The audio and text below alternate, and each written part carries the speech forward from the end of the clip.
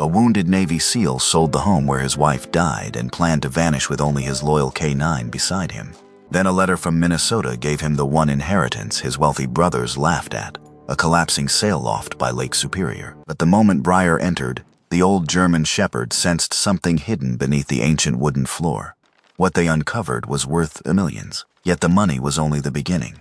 Buried with the treasure was a family secret, a forgotten promise, and a final message from the woman Duncan could not save. Before this story begins, tell us in the comments where you're watching from today. And please like this video and subscribe to Veteran and Dog for more stories of loyalty, courage, and second chances. By 8 o'clock on the last morning of May, the house in Virginia had already stopped belonging to Duncan Wade Harrow. The rooms still held his footsteps, but almost nothing else. Pale rectangles remained on the walls where wedding photographs had once hung. Near the front window, the carpet still carried the shallow hollow left by Elise's reading chair during the final months of her treatment. Duncan stood in the open doorway with a screwdriver in his right hand and the brass Harrow nameplate above him. At 43, he still looked like the man the Navy had spent years shaping for impossible work. He stood 6'1", broad-shouldered, with the hard build of a former special operator. His face was angular, his jaw pronounced, and dark stubble shadowed weathered skin. Deep blue-gray eyes rested beneath short military-cut dark brown hair, silver showing at the temples. A thin scar disappeared from the base of his neck beneath his red and dark blue plaid shirt. Over it he wore an olive field jacket, dark green cargo pants, worn brown leather boots, and an old military watch. He raised his left arm. Pain flashed through the shoulder before his fingers went numb. The screwdriver slipped, struck the porch step, and spun into the grass. Duncan stared at it. Once, those hands could reassemble a weapon in darkness, stitch torn field gear inside a moving aircraft, or fasten a tourniquet while someone screamed beside him. Now a brass nameplate defeated him before breakfast. Behind him came the soft click of claws. Breyer moved through the empty living room, an 8-year-old male German Shepherd K-9 with disciplined posture and watchful amber-brown eyes. His short, thick coat was black across the saddle and warm tan along the legs and chest. Silver softened his dark muzzle. A narrow scar traced his right side, and his right ear reacted slightly slower because of damaged hearing. Around his neck rested a worn dark brown leather collar with a tag stamped Bar. He crossed the hall and stopped at the bedroom. The room was empty, but Breyer entered carefully, checked the left side first, and sniffed the floor where Elise's bed had been. He did this every morning. Duncan never called him away. Some grief needed its own patrol route. He removed the final screw and held the nameplate in his palm. For 14 years, Elise had polished it every spring, complaining that Duncan mounted everything as if expecting enemy fire.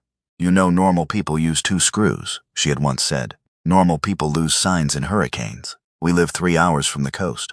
Hurricanes travel." She had laughed and rolled her hazel brown eyes. Elise had been 5'6", slender even before illness, with a soft oval face, fair skin dusted with faint freckles, and chestnut brown hair falling in loose waves to her shoulders. She favored a pale blue sweater, charcoal trousers, brown flats, and the deep blue scarf Breyer liked to steal. She could be impatient and painfully honest, especially when Duncan tried to turn love into another duty. By the final winter, cancer had taken weight from her, but not the steadiness from her gaze. Duncan had cooked meals she barely touched, slept in a chair beside her, and lifted Breyer's front paws onto the mattress so Elise could rest one thin hand between the dog's ears. Then Duncan's shoulder wound became infected. 8 months earlier, he and Breyer had been injured during a rescue mission. A structure began collapsing after an explosion. Duncan went back for a teammate who could no longer move. Shrapnel tore through his left shoulder as he dragged the man clear. Breyer, searching through dust, was cut along the right side and suffered partial hearing loss. Duncan returned to the United States for surgery. Breyer entered rehabilitation. While Duncan recovered, Elise's cancer returned. He stayed with her whenever the hospital allowed it. But in the final week, a metal fragment shifted near the damaged nerve and infection spread. Surgeons warned that waiting could cost him the use of his arm. He called Elise before surgery. Medication made his words slow. He remembered apologizing. He remembered her telling him not to be heroic about something stupid for once. When he was cleared to leave, she had been dead for 11 hours. Reason told him there had been no choice. Guilt answered that a man who crossed oceans to rescue strangers should have found a way to cross one hospital corridor for his wife. After medical retirement became official, Duncan accepted custody of Breyer and sold the house for nearly 1/3 below market value. The realtor warned him he was acting too quickly. Duncan signed anyway. He kept the Ford F-250, One duffel of clothes, his military bag, a toolbox, Briar's supplies, and a sealed cardboard box of Elise's belongings he had not opened. His plan required no address. He would drive north, sleep in the truck, take seasonal work, and leave before any place learned his habits. A man could not fail a home if he never claimed one. He placed the nameplate face down in the glove compartment and checked the mailbox one final time. A cream-colored envelope waited inside, addressed from the office of Ephraim Dawes, attorney at law, Northwatch, Minnesota. Cordelia May Harrow was dead. Duncan read the notice beside the road while Briar sat near his knee. His grandmother had been 87, small but tough, with a long lined face, sharp gray-green eyes, and white hair twisted into a low knot. She wore cream wool, a navy skirt, a faded brown work apron, and a leather sailmaker's palm on her right hand as naturally as others wore a ring. Cordelia had taught Duncan to stitch before the Navy taught him to shoot. The letter requested his presence at the reading of her will. He intended to ignore it. That intention lasted until Ephraim called. The lawyer was 74, tall and spare, with a narrow face, long nose, hollow cheeks, and silver-white hair combed back. He spoke with the patience of a man accustomed to angry families. "Your grandmother left you a property," he said. "I don't need one." She anticipated that answer.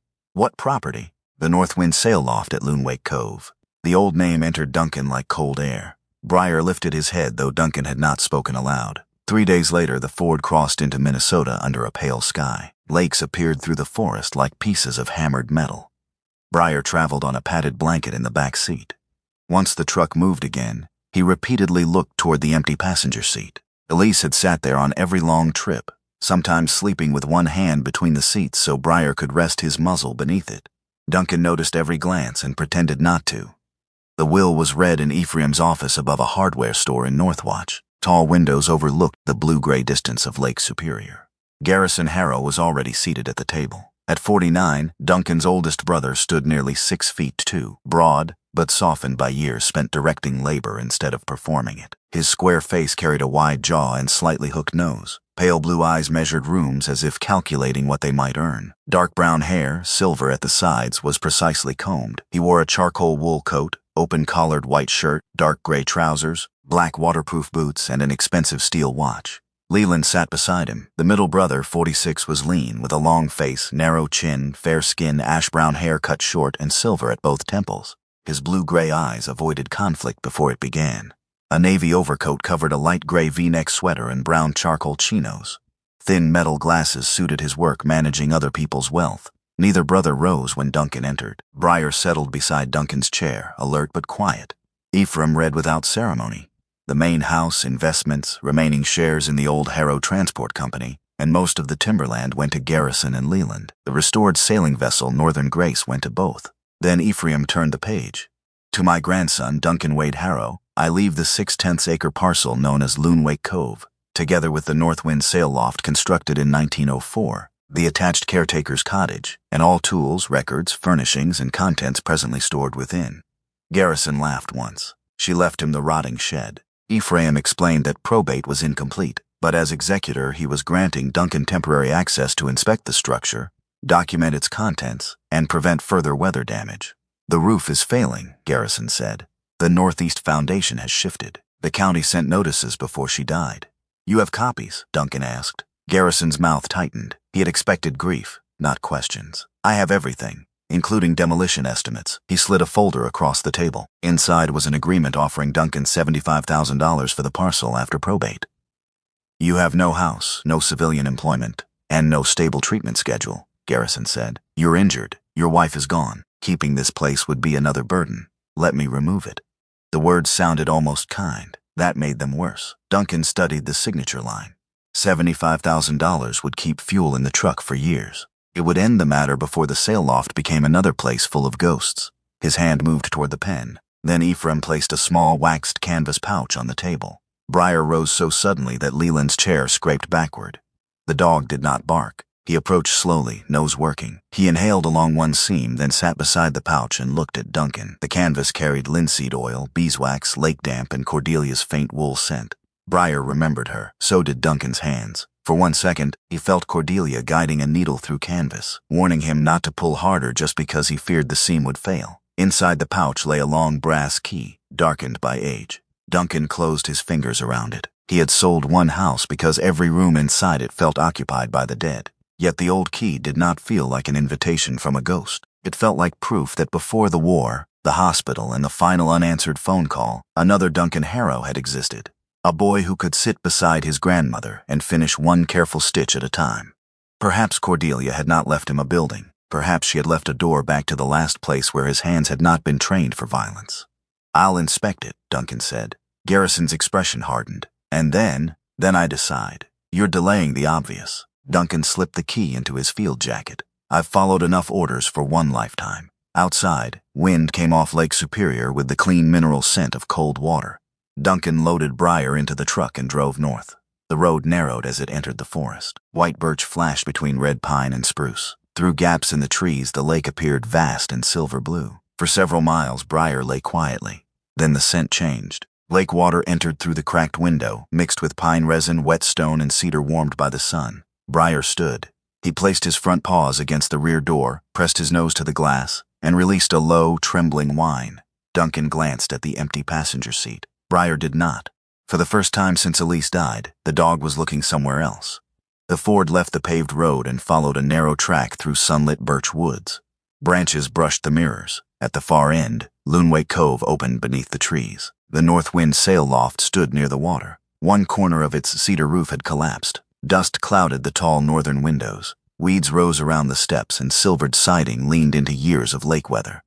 Duncan stopped but did not switch off the engine. Briar stood behind him, breathing softly. Across the faded boards, nearly erased by rain and winter, old lettering remained. Harrow North Wind sail loft, and beneath it, "Hands remember what men forget." Duncan read the sentence twice, then he turned off the engine. The silence that followed was not the silence of the empty house in Virginia. He remembered Cordelia saying that silence in a workshop was never empty. Wood settled, canvas breathed, and old tools waited for the next hand brave enough to lift them. This silence was waiting. The Ford's engine ticked as it cooled beside Loonwake Cove. Duncan remained behind the wheel for nearly a minute, studying the North Wind sail loft through the windshield. From the road, the building looked tired rather than dead. The cedar shingles had silvered beneath decades of lake weather. Several roof tiles were missing, and the northeast corner had settled enough to tilt one of the tall windows out of square.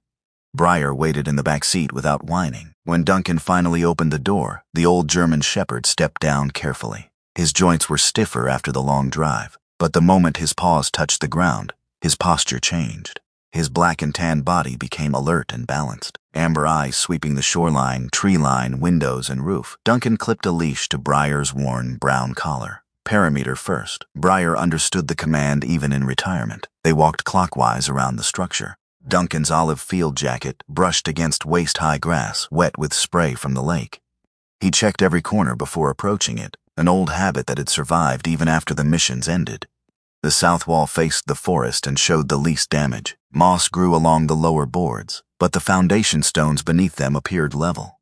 The attached caretaker's cottage stood on a separate stone base. Its narrow chimney leaned slightly, though not enough to be immediately dangerous. The lake-facing side told a harsher story. Wind had lifted several cedar shingles. Rainwater had entered around the upper window frames, leaving dark stains beneath the sills. A gutter hung loose near the northeast corner, and the ground below it had eroded into a shallow trench.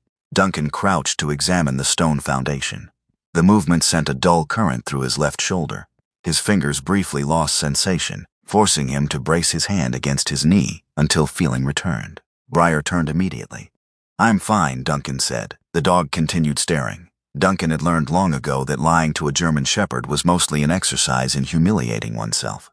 He rose more carefully and continued around the building. The northeast corner had sunk several inches. One exterior board bowed outward. Duncan pressed it lightly and felt softness beneath the paint. Water damage. Possibly rot in the wall framing, possibly worse. He marked the area with a strip of orange tape from his toolbox and kept Briar away from it. Only after completing the exterior inspection did Duncan approach the main door. The brass key resisted at first. He worked it slowly rather than forcing the lock. Old mechanisms like injured shoulders often failed when pride applied more pressure than patience. The lock turned with a heavy internal click. Duncan pushed the door inward. Cold air rolled out, carrying the scents of beeswax, old linen, cedar, machine oil, and the mineral breath of Lake Superior. He stood at the threshold while his eyes adjusted. The sail loft extended nearly 60 feet from the entrance to the rear wall. 8 tall north-facing windows cast long, pale columns across the dust. The light made every floating particle visible, as though the room had preserved its own weather.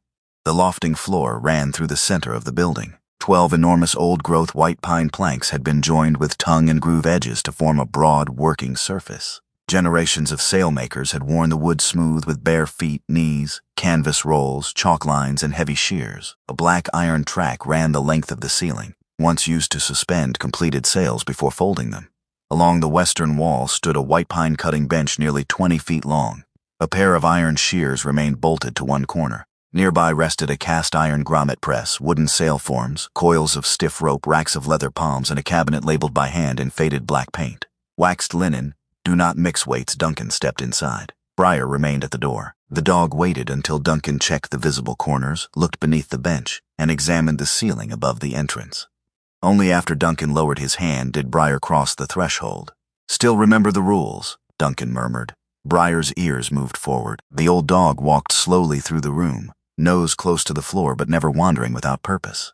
He stopped at the side door leading toward the cottage.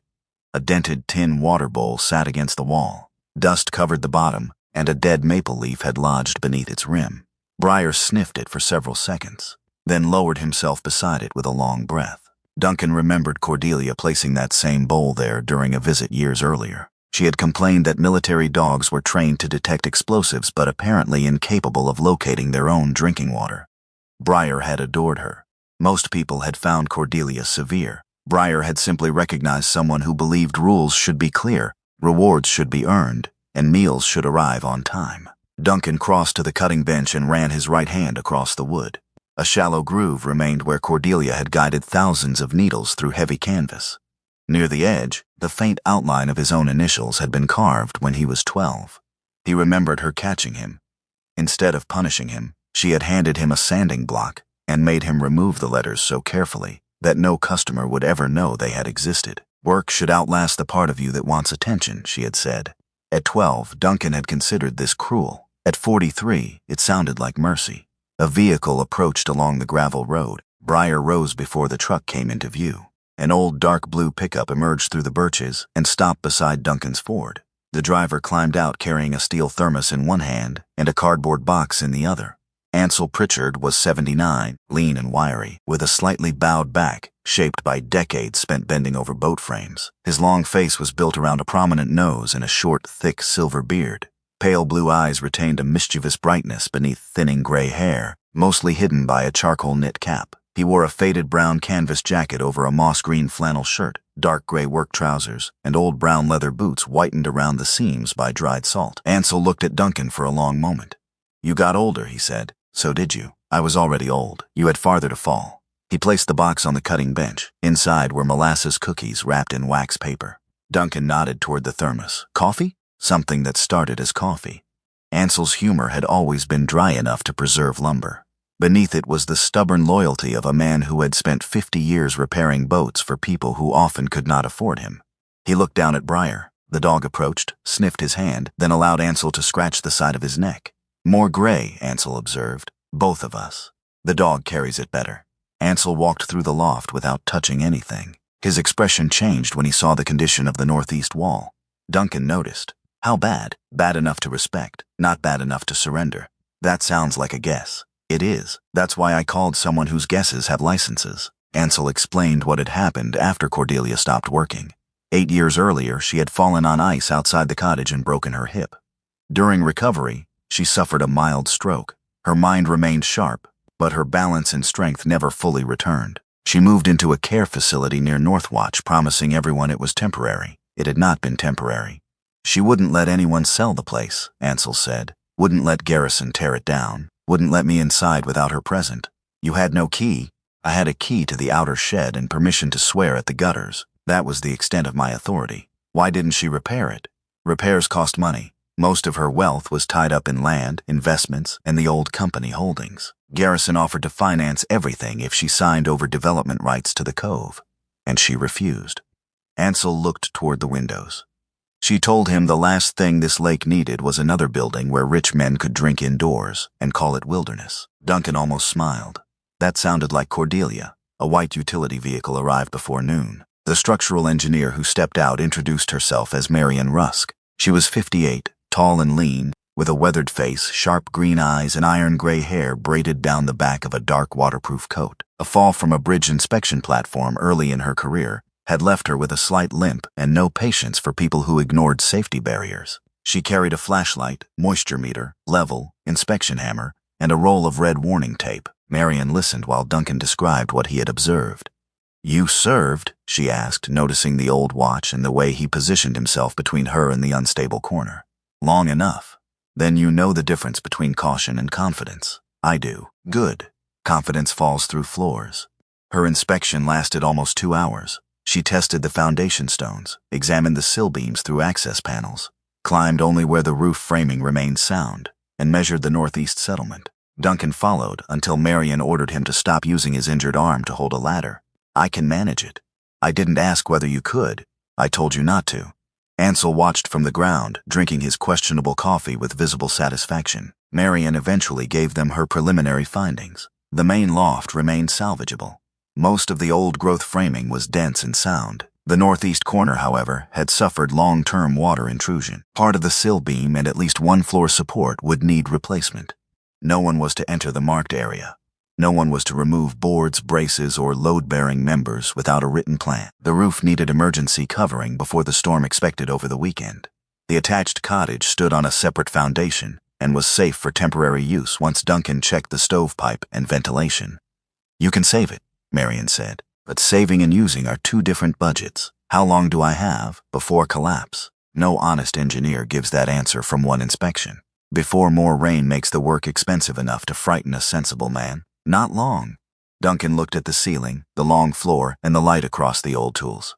"I've been called many things. Sensible wasn't one. Rarely." Marion marked the dangerous zone with red tape and left with a promise to send a written report. Duncan spent the afternoon stretching a heavy tarp across the damaged roof with Ansel. He worked mostly one-handed, letting his right arm take the load while the left stabilized only when necessary. Even so, pain built behind the shoulder blade. Ansel noticed but did not offer sympathy. Instead, he handed Duncan the lighter end of each board without comment. That was the kindest thing anyone had done for him in months. By evening, the roof was temporarily covered. Duncan moved his sleeping bag into the caretaker's cottage. The room was small and plain. A narrow bed stood beneath a harbor-facing window. A black iron stove occupied one corner. There was a wooden table, a wash basin, 2 shelves, and a single chair. Cordelia's cream wool sweater still hung from a peg. Her green enamel cup rested upside down beside the basin. On the table lay the final order book, open to a page dated 8 years earlier. The last unfinished entry was for a storm jib ordered by a fisherman in Grand Marais. The price had been written in Cordelia's hand. The completion date remained blank. Duncan touched the edge of the page but did not turn it. "I'll cover the roof," he told Ansel. "Secure the windows. Maybe arrange an inventory. Then I'm leaving." Ansel stood in the doorway with his cap in both hands. "You don't owe the building your life." "That's not what Garrison thinks. Garrison thinks land is wasted whenever he can still see the land." Duncan looked toward the empty bed. "I don't want another place full of memories." Ansel's pale eyes softened, though his voice did not. "Some places don't ask you to remember. They wait to see whether you stay long enough to stop running." He left before Duncan could answer. That night, wind moved through the birch leaves and pushed small waves against the rocks below the loft. Duncan slept badly. Shortly after 2, pain woke him. For several seconds, the cottage walls became the inside of a medical transport. The lake wind became rotor noise. His left arm felt pinned. His breath came fast and shallow. Briar rose from the floor. The German shepherd did not bark or lick Duncan's face. He stepped between Duncan's knees and pressed his solid body against both legs, grounding him through weight and warmth. Duncan placed his right hand on Briar's shoulder. The dog remained still until the room became a cottage again, until the wind became wind, until Duncan could breathe without counting. By morning, pale sunlight filled the loft. Duncan opened every safe window and began sweeping years of dust toward the doors. The work was simple, repetitive, and quiet enough to keep his thoughts from gathering. Near the center of the floor, the broom struck a darker shape in the pine. An 8-point compass rose had been inlaid with narrow pieces of maple. Age and wax had softened its edges until it nearly disappeared into the surrounding wood. Briar approached. The dog sniffed around the compass once, then stopped at the northern point. He lowered his muzzle to a seam no wider than a knife blade. His left ear angled toward the floor. "Leave it," Duncan said. Briar did not move. Duncan repeated the command. The dog remained fixed, not defiant but certain. A gust passed across the lake and pressed against the north wall. Briar's nostrils flared. Duncan knelt, placed his right palm near the seam, and felt a thread of cold air brush his skin. It vanished when the wind faded. He knocked against the wood with the handle of the broom. Most of the floor returned a dense, solid sound. The northern point of the compass answered differently. Hollow. Duncan examined the edges without inserting a tool. The estate was still under probate. Whatever lay beneath the floor was part of the formal inventory, and opening it alone could give Garrison another reason to challenge him. He called Ephraim. The lawyer listened without interruption. "Do not lift anything," Ephraim said. "Photograph the area. I'll come in the morning." After the call, Duncan continued cleaning. Behind the cutting bench, he discovered a rack of leather sailmaker's palms. Most had dried and cracked, but one remained dark from years of use. Cordelia's. The thick leather cup was shaped for the right hand, with a metal dimple used to push heavy needles through layers of canvas. Duncan slipped it over his left hand out of habit, then corrected himself and placed it on the right. He picked up a blunt practice needle. His right hand could guide it. The problem came when his left tried to grip a strip of old canvas.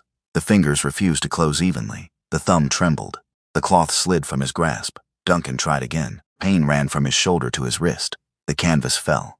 He tore off the leather palm and threw it onto the bench. Briar watched from beneath the window. After a moment, the dog walked over, picked up the palm gently, and placed it beside Duncan's worn brown boot. Then Briar looked up, not accusing, not comforting, waiting. A laugh escaped Duncan before he could stop it. It was little more than air breaking around something locked too tightly inside his chest. Briar's tail struck the floor once, then again. Duncan had spent years trusting Briar to recognize danger before any human could see it. A chemical hidden behind a wall, a wire buried under dust, a shift in breathing before panic became collapse. But the old dog was not standing over a threat now. He was lying across the faded compass rose as if guarding the one place Duncan had not yet searched. Not beneath the floor, but within himself. And for the first time, Duncan wondered whether leaving too quickly could be its own kind of failure. Not the failure to save a building. The failure to recognize when something broken was still asking to be repaired. That evening, Duncan photographed the compass rose from every angle. He measured the seam, recorded the direction of the airflow, and placed low barriers around the area so no one would step on it by accident. Briar chose to sleep beside the northern point. Duncan did not move him. At sunrise, Ephraim arrived in his brown wool coat carrying a document case and a small video camera. Ansel followed in the blue pickup with more coffee and fewer cookies. Ephraim reviewed Duncan's photographs, then recorded the untouched floor before giving permission to examine the seam. Duncan used a wooden scraper rather than metal. A thin layer of old wax filled the joint along the northern point. As he removed it, the outline of a rectangular panel became visible. Near one corner, hidden beneath darkened wax, lay a small brass fitting. Duncan cleaned around it. It was not a nail, it was a recessed latch. Ephraim positioned the camera closer. Ansel removed his cap. Briar stood several feet away, body still, amber eyes fixed on Duncan's hand. Duncan rotated the brass latch. Something released beneath the floor with a muted mechanical click. The northern section of the compass rose no more than a quarter-inch. Cold, dry air escaped from the darkness below, carrying the scent of cedarwood, old paper, and metal untouched by ordinary weather. Duncan inserted his fingers beneath the edge and lifted slowly. A stone-lined chamber appeared under the floor. At the bottom sat a copper chest dulled almost black with age. Across its lid, cut deeply enough to remain legible after generations, were 5 words, "For the hand that returns." Ephraim raised one hand before Duncan could reach into the chamber. Nothing moves until it is recorded. The lawyer set his document case on the floor, adjusted the old brass-rimmed glasses on his narrow face, and aimed the camera into the opening. Ansel knelt on the opposite side of the compass rose, his faded canvas jacket creasing across his bowed shoulders. Briar remained several feet away. The German shepherd watched the darkness beneath the floor with his ears angled forward, but he did not approach without permission. Ephraim filmed the stone walls, the position of the objects, the brass latch, and the underside of the lifted panel. He dictated the date, time, names of those present, and the fact that the chamber had appeared undisturbed when opened. Duncan studied the construction while the lawyer worked.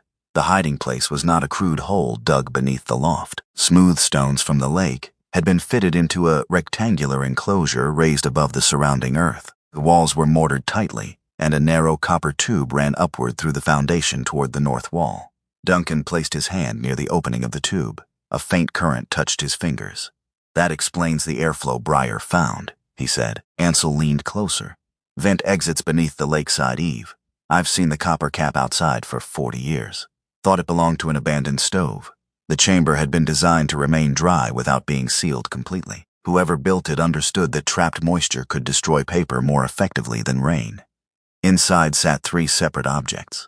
The first was the dark copper chest they had seen from above. Behind it rested a longer cedar box reinforced at the corners with copper bands. The wood had been coated in wax, and the interior seams appeared lined with metal. On top of the cedar box lay a flat oilcloth envelope. Duncan's name had been written across it in Cordelia's narrow, uncompromising hand. The sight of his name affected him more than the locked containers. It meant she had not simply preserved something for an unknown descendant.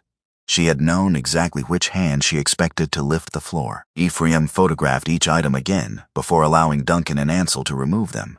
They used cotton lifting straps rather than pulling by the handles. The copper chest was heavier than its size suggested. The cedar box required both men. Duncan protected his left shoulder and carried most of the weight with his right arm. Ansel noticed the adjustment but said nothing. They placed everything on clean canvas beside the compass rose. The chest had no keyhole. A simple sliding catch held the lid closed. Ephraim put on thin cotton gloves. "You open it," he told Duncan. "It was left to you." Duncan released the catch. The smell inside was dry and metallic. Rows of gold coins lay within fitted wooden channels, each row wrapped in yellowed tissue. Some were smaller pieces marked with eagles. Others were broad, heavy double eagles with Liberty's profile and dates from the late 19th and early 20th centuries. Ansel gave a low whistle. "I take back half the things I said about your grandmother's financial judgment." "Only half?" Ephraim asked. "The other half remain historically accurate." They counted 96 coins without removing them from their channels. Duncan did not feel rich. He felt suspicious. Money had arrived too often in his life attached to an exit. Combat pay, disability compensation, the check from selling his house, Garrison's offer for the land. Every amount seemed to ask the same question. How much would it cost for Duncan Harrow to leave? Ephraim closed the chest. "These cannot be sold until the inventory is filed and ownership is confirmed through probate. I wasn't planning to carry them into town in my jacket. I have represented your family for 42 years. I no longer assume sensible behavior when gold is visible." The chest was taken that afternoon to a bank vault in Northwatch under a signed chain of custody record. 2 days later, an independent numismatist arrived to examine the coins. Martin Vale was 63, compactly built, with careful brown eyes behind wire-rimmed glasses and silver hair trimmed close to his head. He wore a tan sport coat over a blue shirt and handled every coin as though it could remember being dropped. Martin had spent 3 decades authenticating American currency for estates and museums. A dishonest dealer had cheated his widowed mother when he was young, and the experience had made him almost aggressively transparent. He explained weight, condition, mint marks, metal value, and collector premiums before offering any estimate.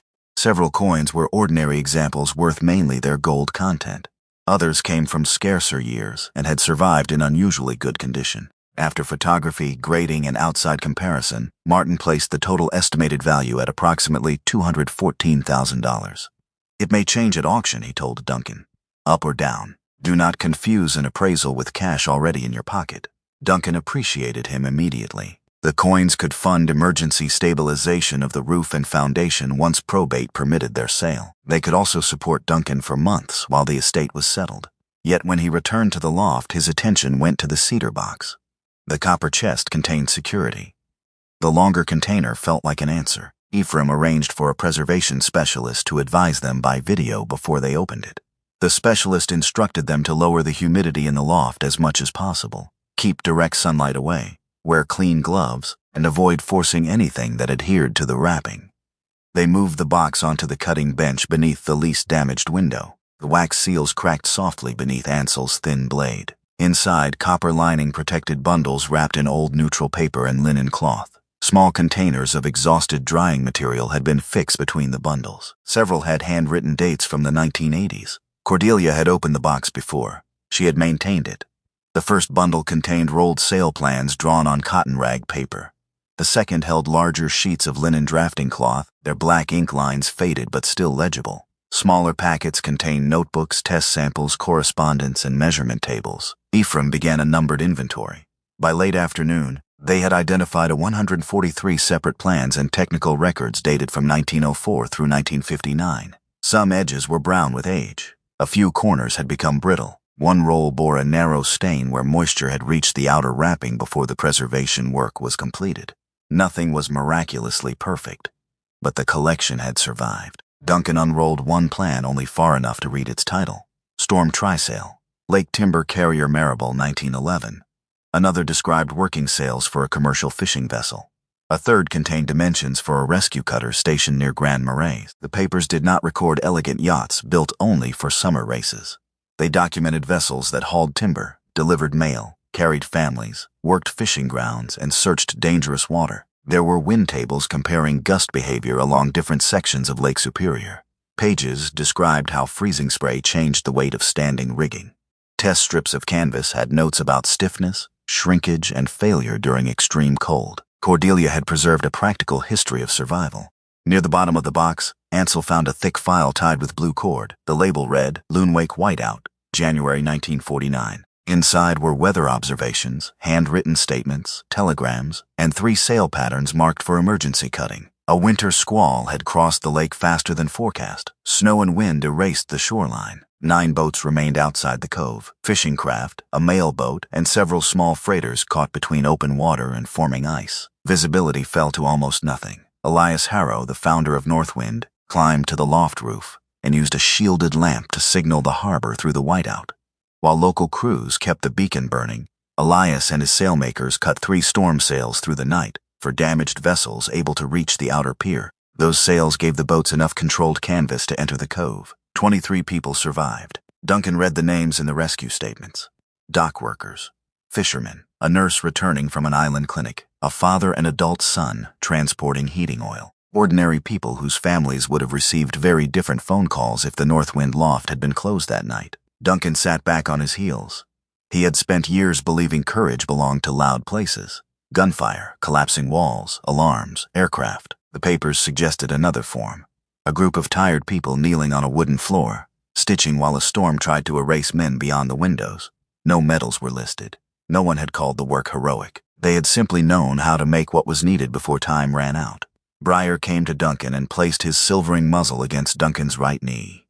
Duncan rested a hand between the dog's ears. The rescue file altered something he had believed about his own family. The sail loft had not merely supplied wealthy sailors. Its work had carried responsibility beyond the men and women who paid the invoices. A correctly cut piece of canvas could become the difference between returning and disappearing. Ansel looked at the old patterns. Cordelia used to say a sailmaker never meets everyone who trusts the seam. Duncan stared at the names. He understood the sentence too well. Among the remaining documents was Cordelia's private ledger. Its pages covered decades, but many entries did not match commercial orders. Each listed a name, a trade, an amount, and a final notation: training completed, tools purchased, first season employed, loan forgiven. At the top of several pages appeared the same heading: Second Harbor Fund. 53 people had received assistance. Some were wounded veterans who could no longer return to their previous work. Others were widows of sailors, unemployed dock laborers, or adults beginning again after illness, injury, or financial ruin. Cordelia had used income from licensing selected sail designs and profits from larger contracts to pay for apprenticeships, tools, transportation, and temporary housing. Most recipients never knew who had funded them. She never mentioned this, Duncan said. She didn't mention a great many good things, Ephraim replied. She believed kindness became less useful when the giver insisted on standing beside it for the photograph. Under the ledger lay Cordelia's oilcloth envelope. Duncan opened it carefully. Her letter was dated 7 months earlier, before Elise died and before Cordelia's own final decline. She wrote that the gold was not an inheritance in the usual sense. It was emergency capital, enough to keep the roof from falling before Duncan understood why the roof mattered. She admitted she did not know whether he would restore the loft, sell it, or close the floor and continue north. The choice belonged to him. Cordelia had selected Duncan because he was the only one of her grandsons who had once understood that a seam needed room to move. Garrison had always pulled harder when afraid something might fail. Leland had avoided the needle rather than risk an imperfect stitch. Duncan had learned to feel tension through the canvas. Then he had left for the Navy. Cordelia explained that in the 1980s she hired a paper conservator from Duluth to replace the collection's wrappings and add stable storage materials. After her hip injury and stroke, she had not been physically capable of opening the chamber again. The final paragraph was shorter. The loft does not require you to become the boy you were. Nothing honest asks that of a wounded man. It only asks whether the man you are now can still decide what his hands are for. Duncan lowered the letter. Beneath it lay another envelope. The paper was newer. The handwriting across the front belonged to Elise. For 3 days, Duncan had believed the chamber belonged entirely to Cordelia's past. Then Elise's handwriting appeared beneath the old woman's letter. The woman Duncan had failed to reach in time had somehow reached this place before him. Not through a miracle, not through a ghost. Through a decision she had made while still alive, and had chosen not to explain. For the first time since her death, Duncan was not afraid of what Elise might forgive. He was afraid of what she might tell the truth about. He closed the cedar box. Ephraim did not object. Ansel looked at the envelope but did not ask. "You want us gone?" he said. "Yes." Ansel placed his cap on his head. "Then we're gone." No speech, no advice. That was another form of kindness. Duncan spent the rest of the afternoon on the roof. The emergency tarp had loosened along the west edge. He reset the ropes, replaced 2 temporary battens, and cleaned debris from the intact section of gutter. Briar followed him between the cottage and the loft, but never brought attention to the unopened letter. The dog seemed to understand silence better than most people. By evening, the envelope lay on the cottage table. Duncan heated canned soup and did not eat it. He cleaned tools that were already clean. He checked the cottage lock twice and walked to the truck carrying Elise's letter inside his field jacket. His intention was simple. Put it in the sealed cardboard box with the rest of her belongings. Keep driving when probate ended. Read nothing that might change the shape of his guilt. As Duncan reached the driver's door, his breathing shortened. Briar moved against him. The German shepherd did not block the truck or seize Duncan's clothes. He pressed his muscular body along Duncan's legs, using the grounding behavior he had been trained to perform.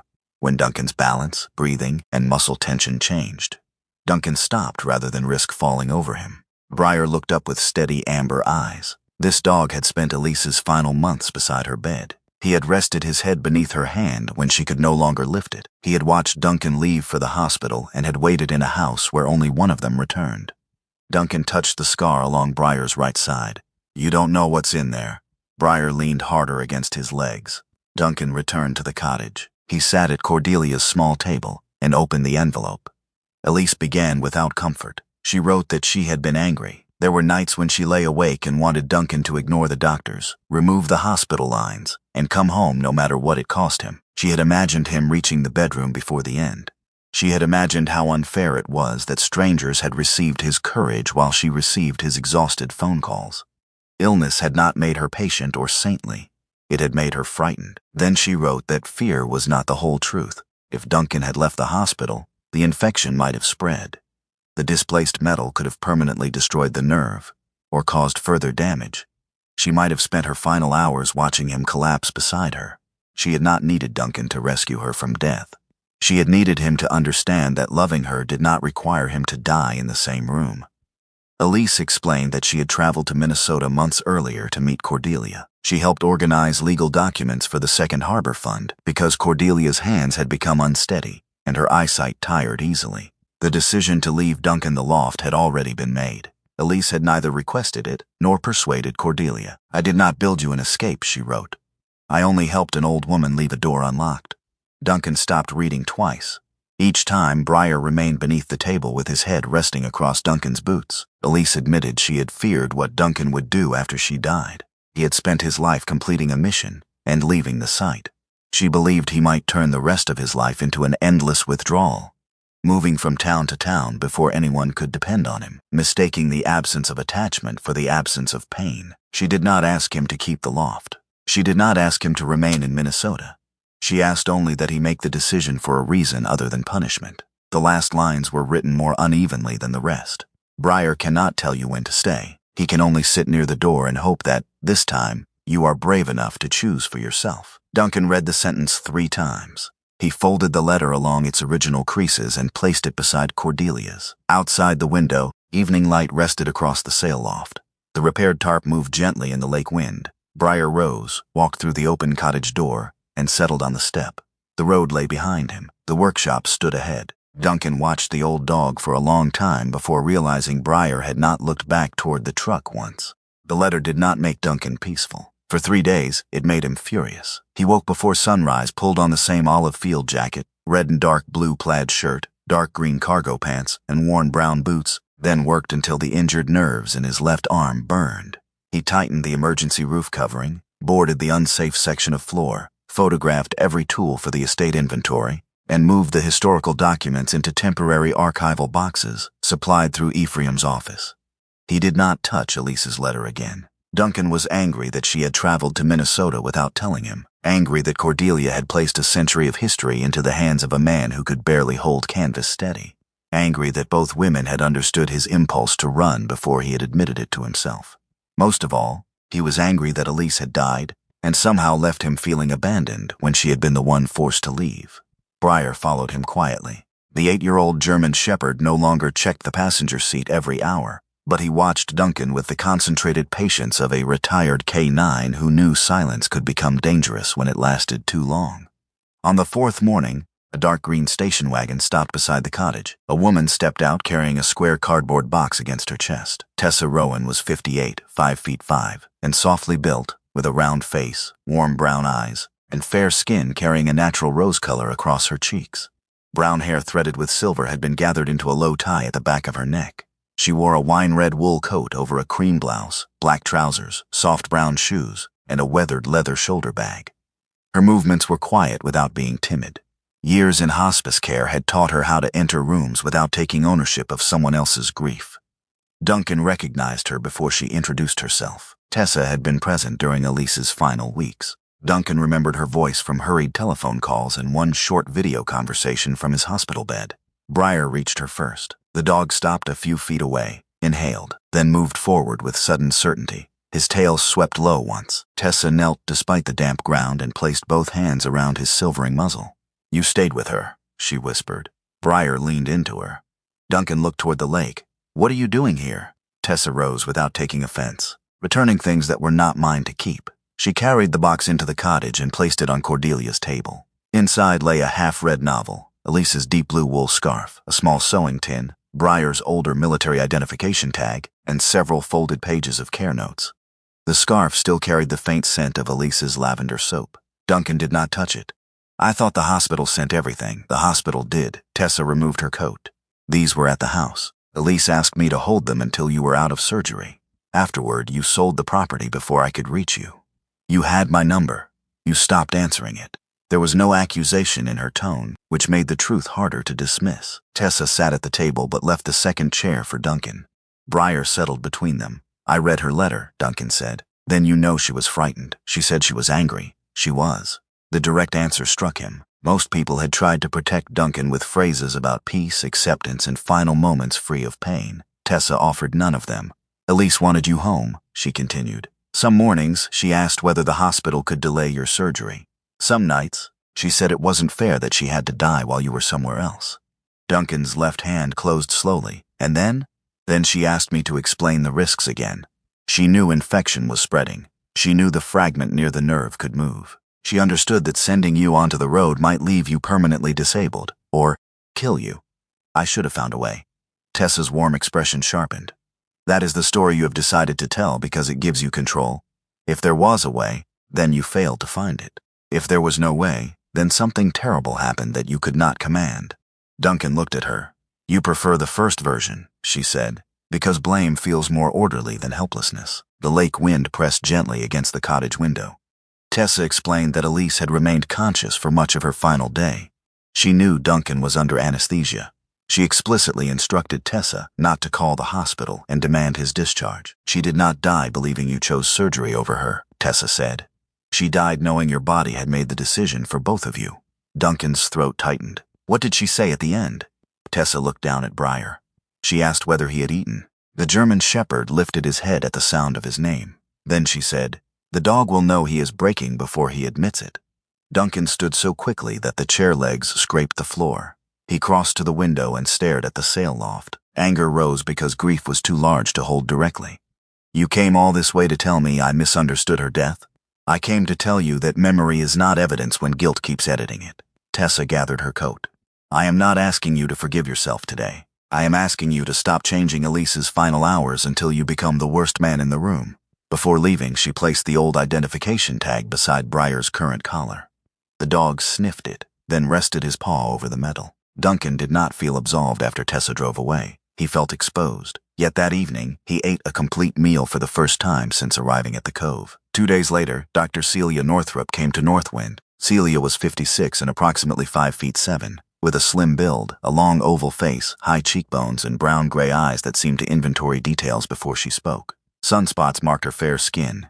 Her silver-gray hair was cut in a neat bob at her jaw. She wore a navy waterproof coat over a cream turtleneck, charcoal trousers, low black leather boots, and narrow black-framed glasses. White conservation gloves waited in one pocket. Celia served as chief curator of the North Shore Maritime Heritage Center. She had built her reputation by identifying false histories attached to genuine artifacts, which made her cautious around both wealthy collectors and emotional families. She brought 2 specialists. Dr. Lenora Pike, a paper conservator in her early 60s, was short and narrow-shouldered, with dark skin, close-cropped gray curls, and quick black eyes. She spoke gently to people but firmly about humidity, sunlight, and human fingerprints. The second was Samuel Breck, a Great Lakes maritime historian of 67. He was broad through the chest, with a square face, white mustache, ruddy skin, and thinning hair beneath a brown cap. Years spent interviewing fishermen had given him a habit of listening through long silences before asking one precise question. The 3 specialists worked for 4 days. They photographed watermarks, examined fiber structure under magnification, compared ink aging, and checked Elias Harrow's signatures against port registrations and surviving company records. Samuel read every visible vessel name aloud as though greeting an old acquaintance. Lenora inspected the stained edges and declared the damage serious but stable. Celia avoided discussing price until Duncan asked directly. "If the collection proves complete," she said, "and if the provenance, reproduction rights, and legal ownership are clear, the preliminary range could be $8 to $12 million. Ansel nearly dropped his coffee. Duncan did not react. Celia continued before anyone could misunderstand. "That is not an offer. Authentication may take months. No regional institution writes a check of that size alone. It would require a museum partnership, a preservation foundation, private underwriting, and board approval." "What could reduce the value?" Duncan asked. "Missing plans, disputed ownership, unclear publication rights, evidence that major documents were added later, separation of the collection, damage during handling, and what increases it, historical completeness, technical uniqueness, a documented chain of custody. The 1949 rescue file. Most collections preserve celebrated vessels. This one preserves working knowledge that kept ordinary people alive." A utility van from the conservation team had been parked beside the loft for less than a week when Garrison and Leland arrived. Garrison entered first, his charcoal coat unbuttoned and his pale blue eyes fixed on the archival cases. He no longer treated the building as a joke. Leland followed more slowly, adjusting his thin metal-framed glasses as he examined the numbered boxes. "What are these worth?" Garrison asked. Celia removed her gloves. "They are still under examination." "That wasn't my question. It is the only responsible answer." Garrison turned to Duncan. "You found these under family property." "Under the property Cordelia left me. Some of those plans were created before she owned the loft. They belonged to the Harrow estate, not to whichever heir happened to open the floor." Ephraim, who had arrived for the inspection, explained that Cordelia's will specifically transferred the structure and all contents stored within it. Garrison argued that ancestral archives might constitute separate family assets. He also suggested Elise had influenced an elderly woman recovering from a stroke. Duncan stepped toward him. Briar rose from beneath the cutting bench. The dog did not growl, but his body aligned with Duncan's left side, alert to the tightening muscles and shortened breathing. Leland noticed. "Garrison," he said quietly, "not here." Garrison ignored him. "Your wife traveled here in secret. Cordelia revised legal documents afterward. Any attorney would question that. She helped with a training fund. So you have been told." The dispute moved into court within days. Garrison requested a temporary order preventing Duncan from selling, donating, or dividing the collection until ownership and possible undue influence could be examined. The legal argument did not rely primarily on Duncan's mental condition. It focused on the archive's status, the wording of the will, and whether Cordelia had the right to transfer every document as a single personal asset. However, Garrison's attorney used Duncan's life after Elise's death as pressure. Avery Sloan was a 44-year-old litigation lawyer, tall and narrow, with straight black hair cut at her shoulders, cool gray eyes, and a composed face that revealed little. She wore a dark blue suit and spoke without cruelty, but every question was designed to leave an open wound visible.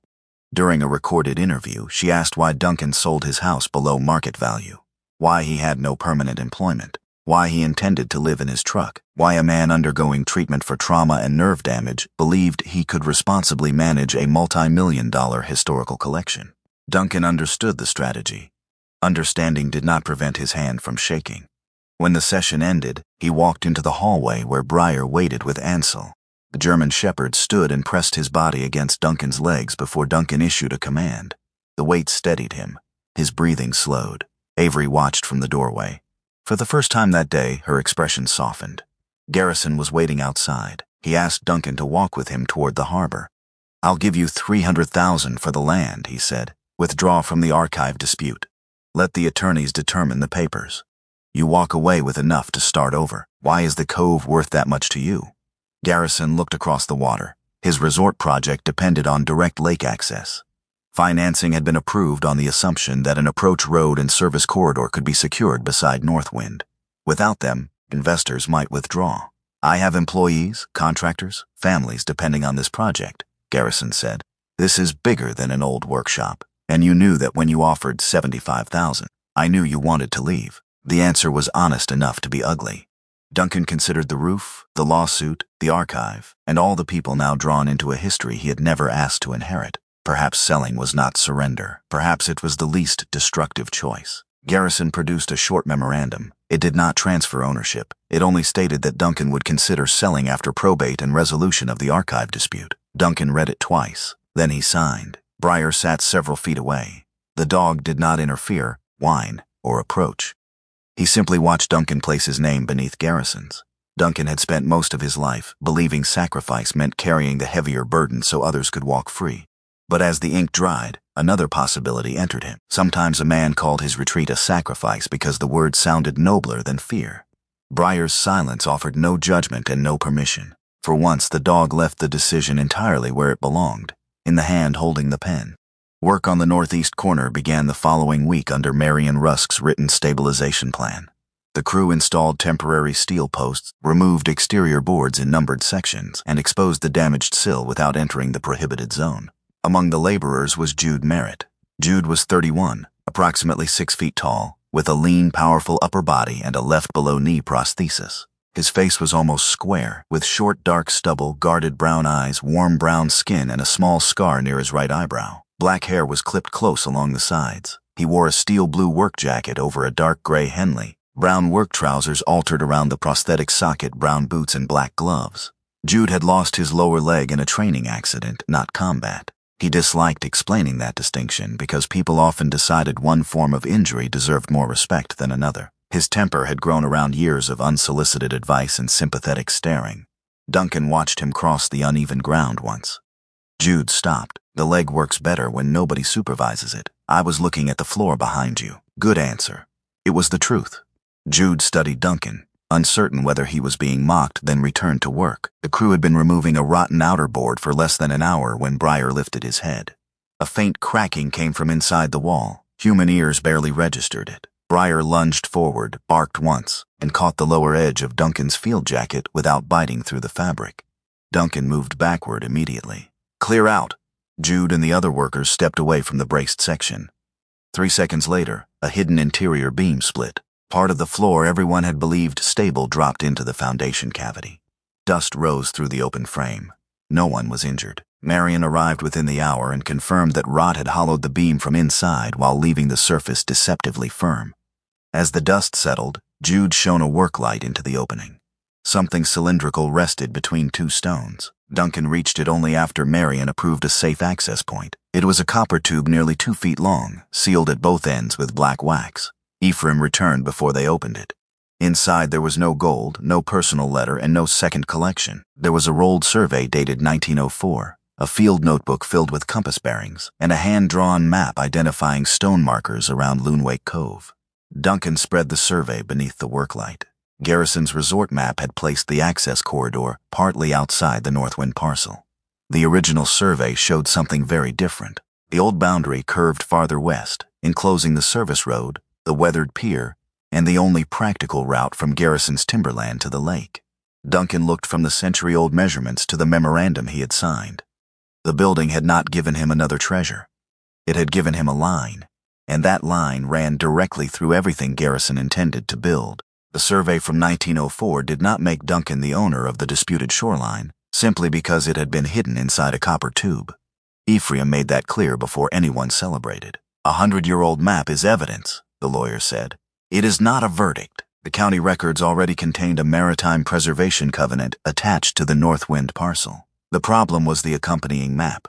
During a county-wide redrafting in 1927, the original boundary lines had been copied onto a smaller sheet. Ink faded, measurements were rounded, and one bearing appeared to have been transcribed incorrectly. Over the next century, later maps repeated the error. The difference was only several yards in some places. Near the lake, those yards determined ownership of the old service road, the weathered pier, and the only practical route from Garrison's timberland to deep water. Ephraim recommended an independent surveyor. Maeve Kittredge arrived the following morning in a mud-splashed county utility truck. She was 52, approximately 5 feet 8, with a strong, straight-backed build shaped by years of working outdoors.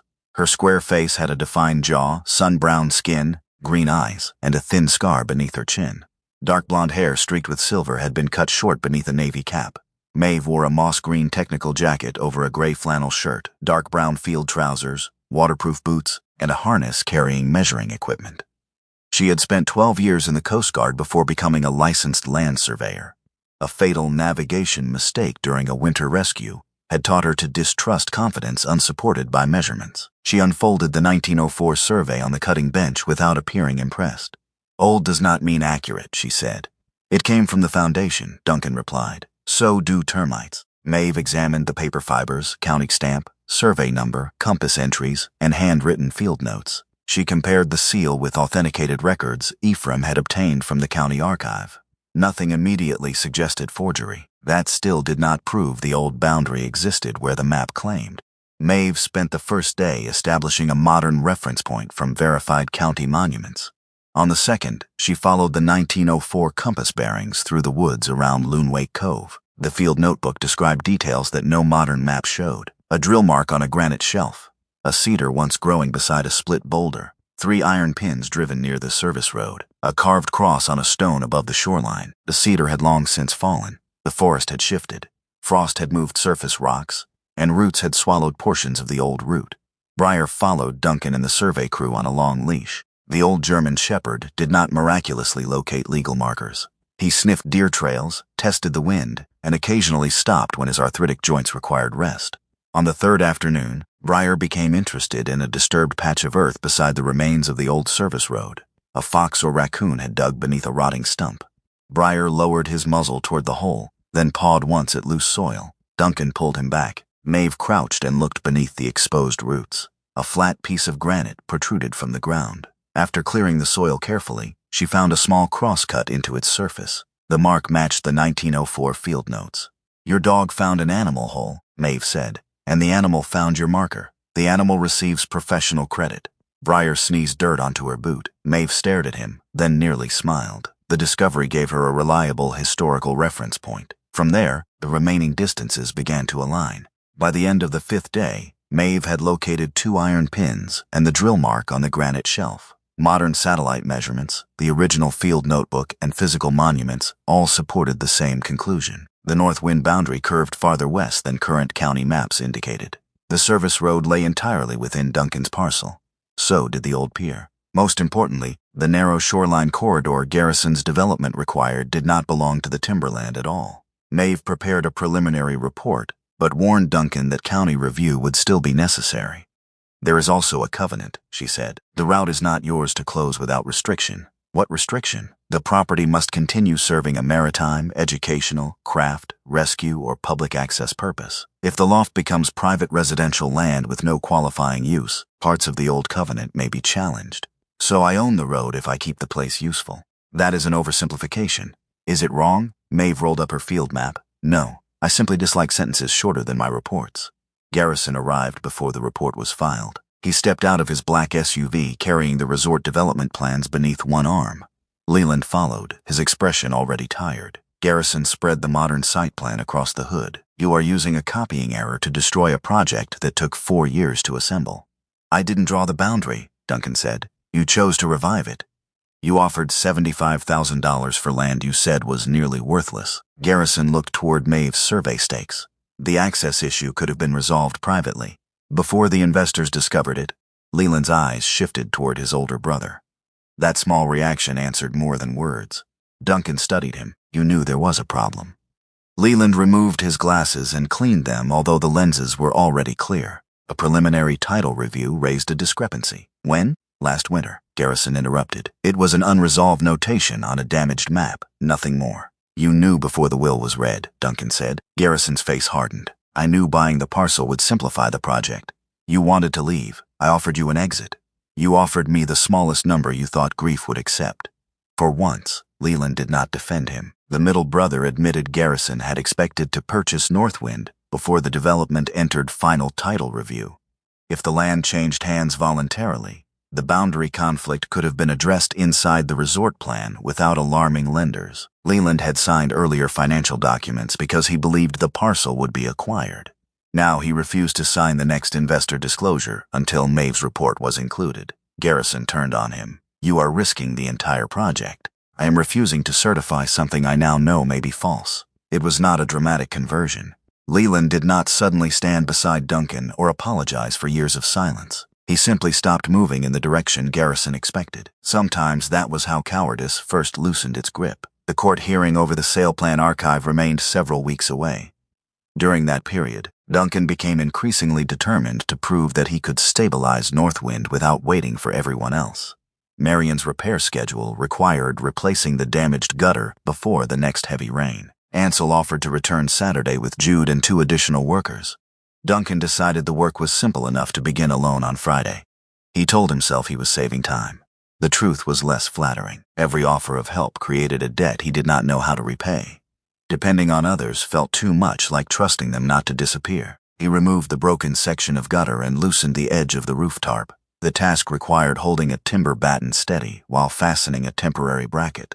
Duncan climbed only as high as the approved work platform. He wore a safety line. He followed most of Marion's instructions. Most was not enough. As he lifted the batten, his left shoulder lost strength without warning. The timber slipped. Duncan caught it with his right hand, but the movement pulled the tarp free from 2 anchor points. Wind off the lake lifted the canvas like a sail. He managed to secure the timber and climb down, but rain began before he could reset the covering. The storm reached Loonwake Cove after dark. Water entered the auxiliary workroom through the exposed roof edge. The historical archive had already been transferred into climate-controlled temporary storage, but several rolls of newly purchased sailcloth became soaked. 2 pieces of white pine intended for the restored cutting table warped overnight. Water entered a power tool case and ruined the equipment inside.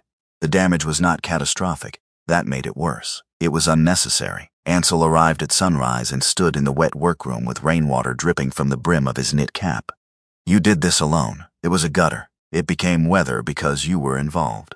I followed the plan. You followed the portions that did not require another human being. Jude entered behind him, his steel blue work jacket darkened by rain. His prosthetic left leg made a faint mechanical sound against the floor as he crossed to the damaged materials. He lifted one end of the warped pine.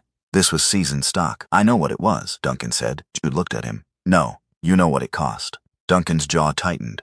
Jude continued, you treat your body like broken equipment. Force it until it works or destroy it trying. You've been here 2 weeks, long enough to know you don't listen. I didn't hire you to evaluate me. You barely hired me at all. Ansel stepped between them, but Duncan's anger had already found its target. If you don't like the way I run the work, leave. The room went quiet. Jude's guarded brown eyes changed. Not with surprise, but recognition. He had heard similar words from employers who praised resilience until disability became inconvenient. He removed his gloves and placed them on the cutting bench. That is the first honest thing you've said to me. Then he walked out. Duncan spent the day drying tools and separating damaged canvas. Breyer did not remain near him. The German shepherd lay at the open doorway where Jude had disappeared down the service road. His head rested between his paws, amber eyes fixed on the empty path. Duncan called once. Breyer's left ear turned toward him. The dog did not move. He was not disobeying a command. Duncan had not issued one. Breyer had simply chosen where to wait. Duncan looked around the loft. Ansel had gone home without coffee or insult. Jude's gloves remained on the bench. The rain damage surrounded Duncan like evidence presented by a prosecutor who did not need to raise her voice. He had blamed Garrison for trying to control the property. He had blamed Cordelia for placing responsibility in his hands. He had blamed Elise for understanding that he would run. Yet, given 1 week of uncertainty, Duncan had attempted to control every nail, rope, schedule, and person in the building. He had not stayed because he trusted anyone. He had stayed and tried to make trust unnecessary. The next morning, Duncan found Jude at the Northwatch public pier. Jude sat on a low timber, tightening a fitting on his prosthetic socket. Gray water moved beneath the dock and gulls argued over something dead near the rocks. Duncan stopped several feet away. I was wrong. Jude continued working. That speech usually has more decorations. My hand isn't what it was. Jude looked up. Duncan held his left hand open. The fingers trembled slightly in the cold. I hate needing help. I use pain as an excuse to control everything. Yesterday I treated you like the problem because admitting I caused it would have been harder. Jude studied him for a long moment. I don't need an inspirational apology from a Navy SEAL. Good. I don't have one. You don't get to decide when safety rules apply. I know. You don't work on the roof alone. Agreed. And if Marianne says wait, we wait. Duncan nodded. Jude returned to the prosthetic fitting. You still paying by the hour? Yes. Then I'll come back after lunch. Duncan began to leave. Duncan. He turned. Jude's expression remained guarded, but not closed. Next time you want me gone, make sure you mean it. The probate hearing took place 3 weeks later. The judge was a compact woman in her early 60s, with close-cropped white hair, dark brown skin, and an expression suggesting she had little patience for families, disguising old resentment as legal principle. Ephraim presented the full chain of ownership showing that Northwind had been Cordelia's separate inherited property. The will explicitly transferred the loft and all tools, records, furnishings, and stored contents to Duncan. He submitted video of Cordelia signing the document, medical assessments confirming her mental competence, and testimony from her physician. Tessa stated that Elise helped organize documents for the Second Harbor Fund, but never requested a change in Cordelia's will. Leland testified that Cordelia had told all 3 brothers years earlier that Northwind would go to the person who still understood the work. Garrison's attorney argued carefully, but the evidence of undue influence was weak. The court denied the request for a long-term freeze. The archive belonged to Duncan. Outside the courthouse, Garrison passed without speaking.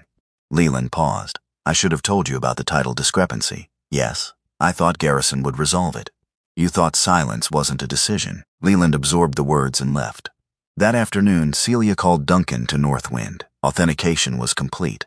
A partnership between the North Shore Maritime Heritage Center, a Great Lakes Preservation Foundation, and a private maritime donor had approved an acquisition offer of $9.8 million.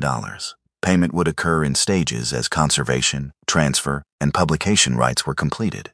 Duncan listened to the number without feeling relief. On the table lay the memorandum in which he had agreed to consider selling the land to Garrison. He picked it up. For weeks, Duncan had treated every discovery as though it might issue an order. The gold could tell him to repair the roof. The survey could tell him to fight his brother. The archive could tell him to preserve the past. But objects did not make moral decisions. Money only widened the distance between the available roads. The man still had to choose one. Duncan tore the memorandum in half.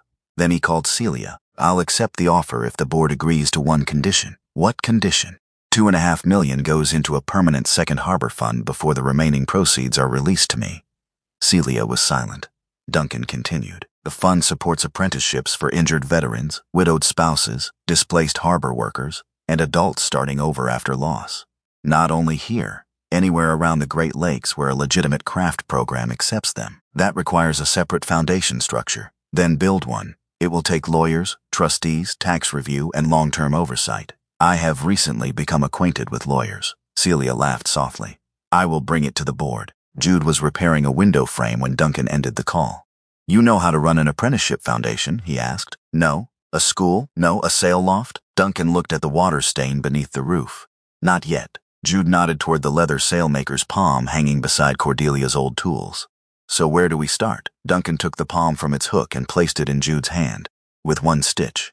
Northwind did not rise again in a single bright sequence of hammers, fresh paint, and men smiling beneath a repaired roof. It returned slowly, one foundation stone at a time, one window pane at a time. One invoice Duncan had to read twice before signing, because the cost of saving old things was often higher than the price of replacing them. The sale of the 96 gold coins was completed through a documented private auction after probate cleared. The final proceeds remained close to the original appraisal and gave Duncan enough working capital to address the most urgent damage. He did not spend freely. Years in the military had taught him that resources disappeared fastest when people mistook abundance for security. The northeast foundation was stabilized first. Rotten sections of the sill were removed in numbered lengths and replaced with old-growth timber, reclaimed from a dismantled grain warehouse. The dangerous section of roof came next, followed by a proper drainage system designed to carry stormwater away from the lakeside foundation. The 8 northern windows were taken out one by one. Their old glass was wavy, uneven, and filled with tiny imperfections that bent the sunlight across the lofting floor. Replacing it with modern panes would have been cheaper. Instead, Duncan authorized the glass to be cleaned, reset, and reglazed wherever possible. The restored windows did not offer a perfect view. They offered the same imperfect view Cordelia had known. A fire suppression system was installed discreetly along the ceiling beams. A small humidity-controlled display room was built into the safest end of the loft, so rotating historical documents could someday return from the museum without being endangered. The attached cottage received new plumbing, repaired wiring, and insulation beneath the floor. The museum's acquisition payment did not arrive all at once. Each stage required signed transfer documents, conservation reports, confirmation of publication rights, and board approval. Duncan learned that $9.8 million could move more slowly than a tired dog in cold rain. Ansel restored the old cutting bench. The 79-year-old boat builder worked in his faded brown canvas jacket, moss-green flannel shirt, dark gray trousers, worn brown boots, and charcoal knit cap. His large hands, bent at the knuckles by decades of labor, still knew exactly how far a chisel could enter white pine before the grain split. He refused to let Duncan replace the most scarred section. "That groove belongs there," Ansel said. "It's nearly half an inch deep." So was Cordelia's opinion of most people. He fitted a narrow support beneath the worn area and left the surface untouched. Maeve Kittredge completed the modern boundary filing and helped record the maritime access corridor correctly with the county. She walked the property in her moss-green technical jacket, gray flannel shirt, dark brown field trousers, waterproof boots, and navy cap, checking every new monument against both modern coordinates and the 1904 notes. When Duncan thanked her, Maeve handed him a report nearly an inch thick. "My gratitude is normally expressed in appendices." Tessa Rowan never visited without bringing something Duncan had not requested. Sometimes it was a loaf of bread, sometimes a book Elise had owned. Once it was a jar of soup labeled in Tessa's careful handwriting. "This contains vegetables." "Coffee is not a vegetable," Duncan complained. He ate all of it. By late summer, North Wind no longer looked abandoned. It still looked old, which Duncan considered an important distinction. The work changed Briar as much as it changed the building. Chief Warrant Officer Nolan Greaves arrived in August to examine him. Nolan was 55, 6 feet tall, and compactly muscular, with a broad, weathered face, close-set dark eyes, and a trimmed iron-gray mustache. His black hair had receded at the temples and was cut almost to the scalp. He wore a faded olive overshirt, tan work trousers, brown field boots, and an old K9 unit cap whose stitching had nearly vanished.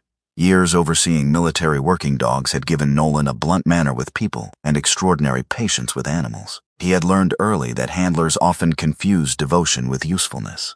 Too many retired dogs were expected to continue performing because their humans did not know how to relate to them without a mission. Nolan watched Briar walk from the cottage to the loft. The German shepherd's black and tan body remained balanced and powerful, but the stiffness in his rear legs became visible when he turned sharply. Silver had spread farther across his dark muzzle. His right ear still reacted slightly later than his left.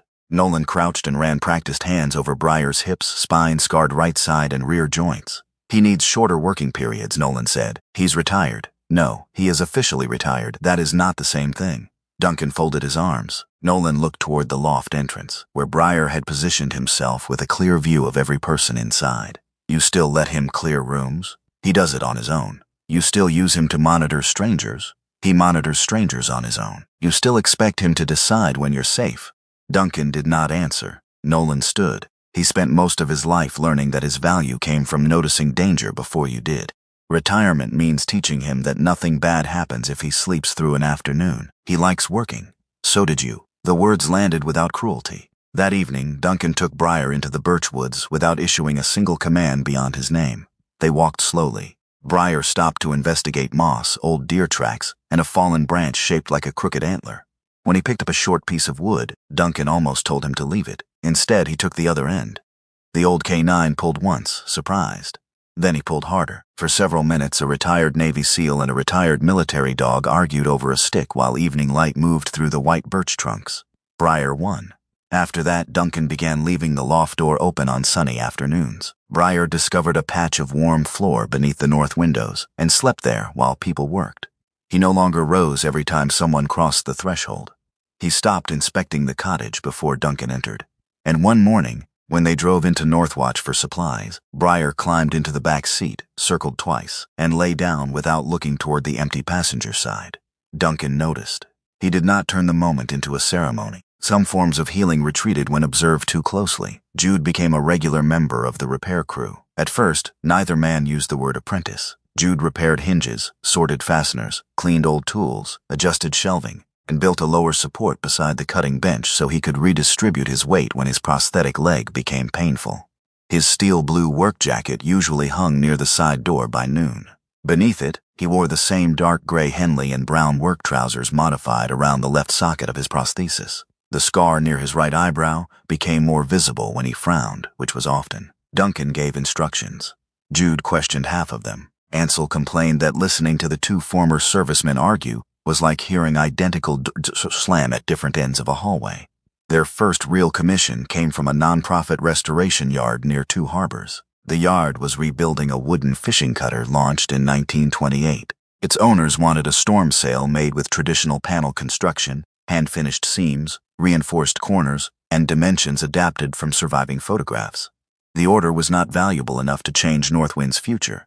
That was why Duncan accepted it. If they failed, they would disappoint one restoration crew rather than damage a famous vessel. The new sailcloth arrived in heavy rolls. Duncan and Jude spread it across the restored floor. They marked the luff, leech, and foot with chalk, using measurements checked 3 times against the cutter's rigging plan. Cutting required a long, steady pull. Duncan handled the iron shears with his right hand. Jude controlled the fabric and kept the panel aligned. The first cut took nearly 6 minutes. Cordelia could once have completed it in half that time. Duncan considered this information irrelevant and irritating. When the panels were ready, he showed Jude the leather sailmaker's palm. The thick guard fitted around the hand. A metal cup set into the leather allowed the user to drive a needle through several layers of cloth without puncturing the skin. Jude turned it over. This is the advanced technology. It has worked for several centuries. So has the plague. Duncan handed him waxed linen thread. The first lesson was not how to make a stitch. It was how much tension not to use. Jude pulled the thread hard until the seam looked straight and severe. Duncan pressed 2 fingers against the fabric. Too tight. It's holding. For now. Jude reset the stitch and pulled again. Still too tight. You want it loose? I want it alive. Jude gave him a skeptical look. It's cloth. Then stopped fighting it like it insulted you. The exchange repeated for hours. Jude believed strength should produce certainty. He had spent years after losing his leg proving he could lift, climb, work, and endure more than people expected. When a task resisted him, his instinct was to apply greater force before anyone could offer help. Duncan recognized the habit because it resembled his own. Recognition did not make him more patient. During the second afternoon, Duncan took the needle to demonstrate the correct rhythm. His right hand guided the leather palm. His left hand held the canvas. Push, draw, set, move half an inch. The first 3 stitches followed the chalk line. On the 4th, sensation vanished from his left thumb and first 2 fingers. The canvas slipped. The needle entered at an angle and emerged outside the marked seam. Duncan stopped. Jude saw the mistake. Neither man spoke. Duncan attempted to pull the stitch free, but his left fingers would not close around the thread. Frustration rose hot and immediate. Every instinct told him to hide the failure by turning away, changing the task, or ordering Jude to fetch something from another room. Instead, Duncan placed the needle on the bench. My hand is gone for a minute. Jude leaned against the support rail beside the table. Does that happen often? Enough. You never said. You never asked. I assumed you'd lie. That was reasonable. Feeling returned gradually, accompanied by a burning sensation along Duncan's wrist. He changed the method. His right hand would drive and draw the needle. The left would provide only light pressure on the fabric. Jude would control the heavier section of canvas and maintain alignment. The work became slower. It also became possible. For the first time, Duncan allowed another man to watch his body fail without treating the witness as a threat. Duncan had once believed a teacher needed steadier hands than the person learning from him. Then the needle slipped from his numb fingers, and Jude did not laugh, pity him, or turn away. The younger man simply held the canvas until Duncan could begin again. In that quiet exchange, Duncan understood something Cordelia had never needed to explain. A broken hand could still teach. Sometimes it taught more honestly because it knew exactly where force became damage, and where accepting another hand became the only way to continue. They worked in shorter sessions after that. Duncan stopped before pain overwhelmed control. Jude adjusted the fabric when Duncan's shoulder weakened. They marked every completed section in the new Loft ledger. One evening, Jude stayed after everyone left. He wanted to finish a practice seam without Duncan watching. When Duncan returned from the cottage, Jude had completed almost 4 feet. The stitches looked clean, straight, and evenly spaced. Jude was smiling. Duncan placed one hand against the fabric and felt the cloth gathered tightly along the seam. "You pulled too hard." The smile disappeared. "It's the cleanest line I've made. It will fail. You don't know that." Duncan lifted the practice cloth toward the window and showed him how the fibers had already begun drawing inward. "In a strong gust, the stress won't move through the panel. It will stop here." Jude grabbed the leather palm and threw it onto the bench. "Then maybe I'm not made for this." Briar lifted his head from the warm patch beneath the window. Duncan could have corrected Jude with another lecture. Instead, he sat on the floor and began removing the damaged stitches. Jude watched him cut the first length of waxed linen. "What are you doing? Taking it out? All of it?" "All of it." Duncan told him Cordelia had called such work a strangled seam. A loose thread could not hold a sail, but a thread pulled too tightly would destroy the fabric it was supposed to protect. He did not compare the seam to grief. He did not compare it to injuries, brothers, marriage, or pride. He simply removed each stitch. After a while, Jude sat across from him and began pulling the cut thread from the other end. Briar moved between them, resting his silver muzzle on the folded canvas. The dog's breathing established a slow rhythm: cut, pull, release, begin again. A week later, Leland arrived carrying 2 cardboard archive boxes from the main Harrow house. He wore his navy overcoat despite the mild afternoon, with a light gray V-neck sweater, brown charcoal chinos, dark brown shoes, and thin metal-framed glasses. His ash-brown hair had silvered more noticeably at the temples. Inside the boxes were family photographs, old invoices, letters, and pieces of practice canvas Cordelia had kept. One photograph showed Duncan at 13, angular even then, holding his first finished sail panel. Cordelia stood behind him in her cream sweater and work apron. At the doorway, a teenage Elise smiled with her arms folded. Another photograph showed Garrison at 10. He sat on the loft floor beside a short seam pulled so tightly the canvas had wrinkled. His square young face held the furious concentration of a child desperate to earn praise. Cordelia had kept the failed seam. On the back she had written, "Garrison, strong hands, frightened thread." Leland placed the photograph beside it. He didn't always hate this place, I know. He thought she respected work more than success. He was probably right. That didn't require him to lie about the boundary. No, Leland looked toward the windows. My silence was not neutral. I told myself Garrison made the decisions because he was better at conflict. What I really meant was that he absorbed the blame while I kept the benefits. Duncan did not forgive him. Leland did not ask. They spent the afternoon replacing cracked glazing putty around one northern window. At sunset, Leland left with white dust on his navy sleeve. Garrison came 2 weeks later. His resort had lost its principal investor. Without guaranteed lake access, the project would be reduced to a smaller inland development. He stood inside Northwind wearing his charcoal wool coat, open-collared white shirt, dark gray trousers, black boots, and steel watch. His pale blue eyes moved across the repaired windows, new fire system, restored bench, and the half-finished sail. "You turned it into a monument," he said. "To what?" "To yourself. The wounded brother who saved what the greedy brothers wanted to destroy." Duncan faced him across the old floor. "Cordelia gave you money because you know how to use money. She gave Leland assets because he knows how to preserve them. And she gave you moral superiority. She gave me a building because she knew I needed to learn how to stay in one." Garrison's jaw tightened. Duncan continued quietly. "I'm not better than you. I've just lost enough to understand that old does not always mean useless." Garrison looked at the wrinkled childhood seam lying beside the photographs. He recognized it. For one moment his expression became younger and more wounded than angry. Then he turned and left. No reconciliation followed. By late September, the storm sail was complete. Duncan opened Elise's small sewing tin and chose a single length of blue thread. He used it to place 3 hidden stitches inside the reinforced corner. Not a coded message, not a sacred symbol. Merely something of hers included because he wanted it there. Briar watched from his usual place beneath the northern window. The dog no longer slept beside the truck. He no longer waited outside the cottage bedroom. Northwind had become the location his body selected when no one gave him an order. On the night before the sail test, wind strengthened across Lake Superior. Jude stood beside the finished sail, tracing the seam they had removed and rebuilt 3 times. "Do you think it will hold?" Duncan listened to the fabric move softly beneath the draft. "Tomorrow we'll know." Outside, the wind rattled the birch leaves. Briar stepped onto the threshold, lifted his muzzle, and tested the air. The Ford stood nearby with its doors closed. The old dog looked toward it once. Then he turned back into the loft, crossed the floor, and settled beneath the north window beside the finished sail. Duncan lowered the lamps. The first real test waited beyond the dark water. By the first week of October, more than a year had passed since Duncan Wade Harrow first turned the Ford down the road to Loonwake Cove.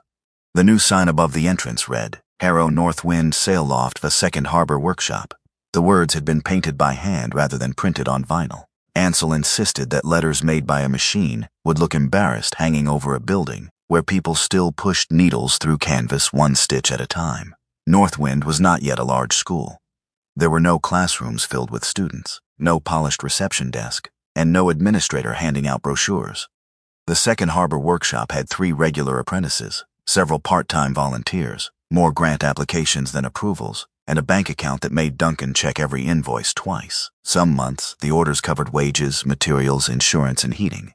Some months, they did not. Duncan limited the number of commissions because his left shoulder still decided how long he could work. On cold mornings, numbness reached into his thumb and first 2 fingers before he finished his coffee. He had learned to mark those days in the work ledger without anger. Reduced hand strength, cutting only.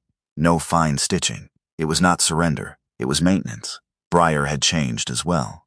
The 8-year-old German Shepherd had turned 9 during the summer. His black saddle and warm tan legs remained handsome, but silver had spread farther across his dark muzzle. Arthritis medication helped him move, though he no longer ran the full length of the shoreline. On cold mornings, Duncan lifted him into the back of the Ford rather than pretending the dog could still jump without pain.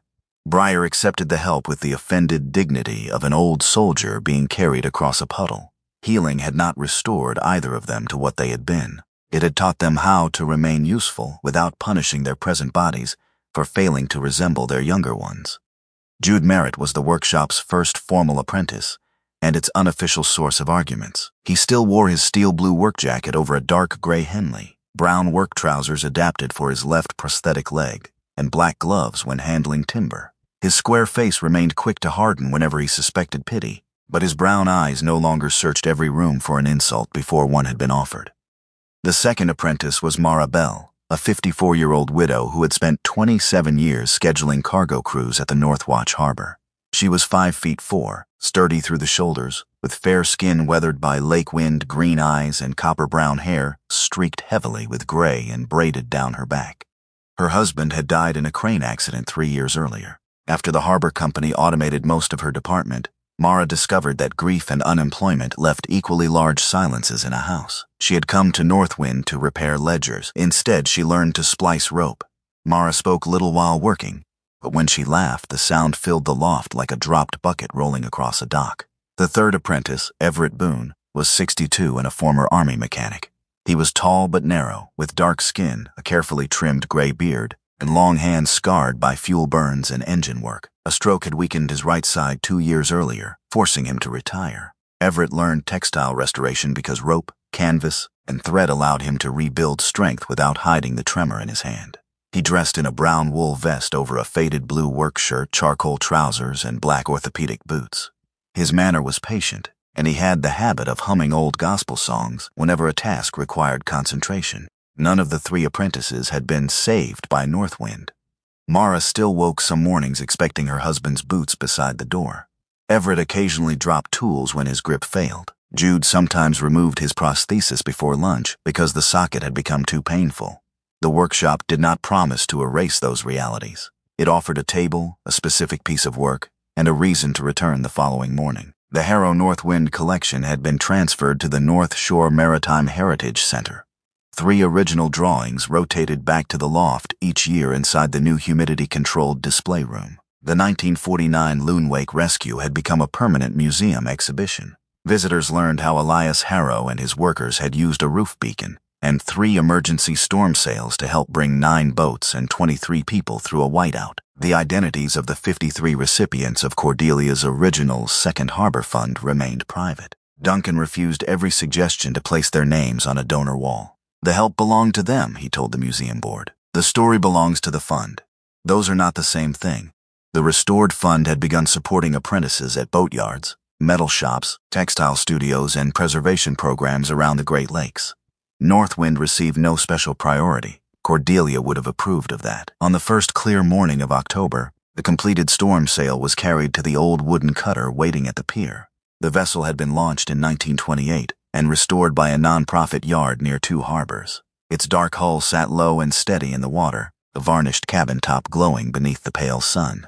Jude carried the forward section of the folded sail. Duncan supported the heavier reinforced corner with his right arm. Ansel supervised while contributing almost no measurable labor. Breyer wore a red K9 life jacket with a lifting handle across the back. His ears were upright, though his right reacted a fraction later when a metal shackle struck the deck. Duncan settled him in a protected position near the cockpit rather than at the bow. A non-slip mat had been placed beneath him, and a short safety line connected his harness to a deck ring.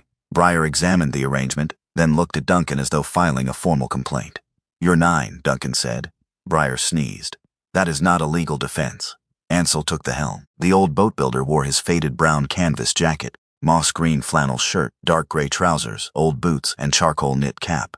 His pale blue eyes became younger whenever a boat moved beneath him. Jude raised the sail with Duncan guiding the lines. At first, the fabric hung slack. Then the cutter cleared the shelter of the cove.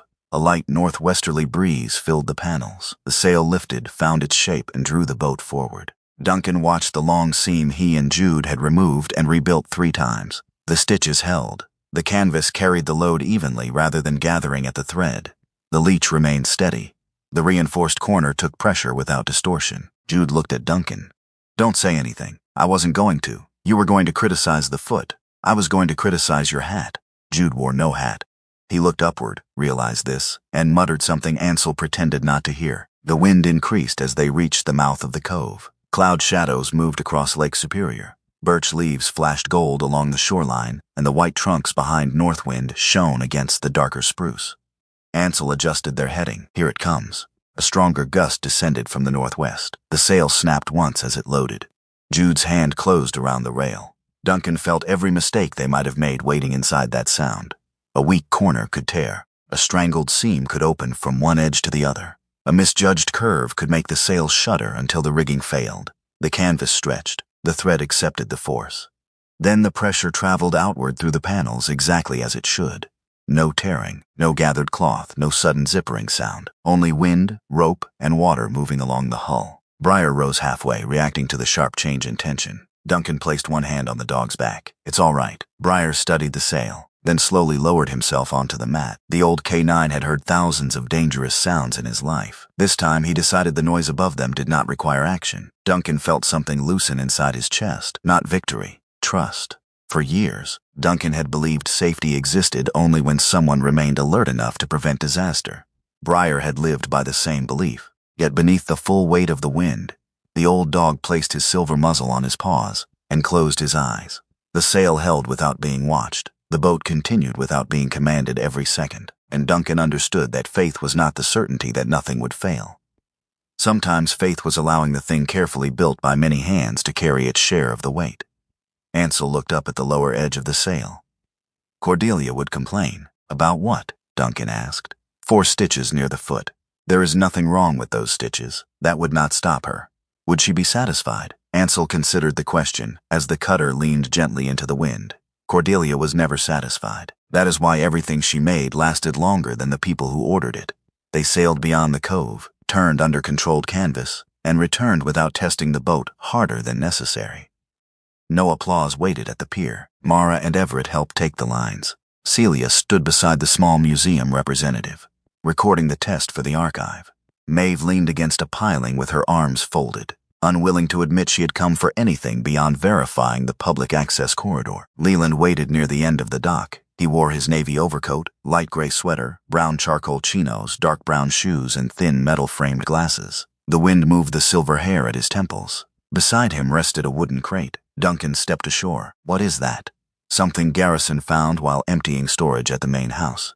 Inside the crate was a detailed wooden model of the Northern Grace. Its hull had been carved from dark mahogany, with tiny brass fittings and cream-colored fabric sails. Beneath the model lay the short practice seam Garrison had stitched as a 10-year-old boy. The linen had been pulled so tightly that the canvas remained wrinkled after decades. There was no apology, only a folded card in Garrison's square handwriting.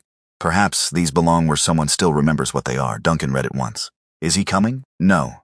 Did he ask what I would say? No. Leland paused.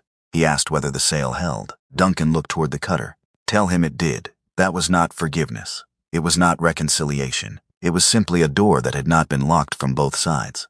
Duncan placed the model on a shelf above the restored cutting bench. The failed childhood seam went beside the photograph of Garrison sitting on the old floor. Late that afternoon, after the sail had been dried and folded, Leland remained in the loft. Mara and Everett had gone home. Jude was checking the cutter's measurements against the finished pattern. Ansel had left after announcing that the successful test proved his supervision had been essential. Leland picked up a practice strip of canvas. Show me. Duncan glanced at him. Show you what? One stitch. Duncan handed him Cordelia's old leather palm. Leland fitted it awkwardly over his hand. Duncan threaded a blunt needle with waxed linen and marked a straight chalk line. Push with the palm. Draw with the other hand. Don't pull until the cloth gathers. Leland completed the first stitch. Then he tightened it too much. Duncan pressed the canvas flat. Ease off. It looks loose. It needs room to carry force. Leland tried again. Neither brother spoke about the courthouse, the inheritance, the hidden title discrepancy, or all the years in which Leland had allowed Garrison to make decisions while he stood safely beside them. Duncan did not say he forgave him. Leland did not ask whether he had earned it. They sat on the old floor without attorneys, valuations, or estate documents between them. Sometimes repair began before anyone agreed to call it repair. After sunset, everyone left. Duncan sat on the cedar step outside the cottage. Lake Superior had turned dark blue beneath a pale band of evening sky. The birches stood gold and white around the cove, and the restored loft windows reflected the final light. Briar lay beside him, his silver muzzle resting across Duncan's worn brown boot. Duncan thought of the Virginia house. For a long time, he had believed selling it meant abandoning Elise a second time. He had treated every empty room as evidence that he had escaped instead of endured. Now he understood that the house had never been Elise. It was a place where their life had happened. The chair, the bedroom, the worn carpet, and the brass nameplate were containers for memory, not the source of love itself. Leaving those rooms had not erased her. Remaining inside them would not have brought her back. A vehicle passed along the road beyond the birches.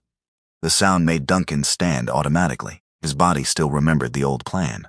Load the truck, choose a direction, leave before the weight of a place became too much.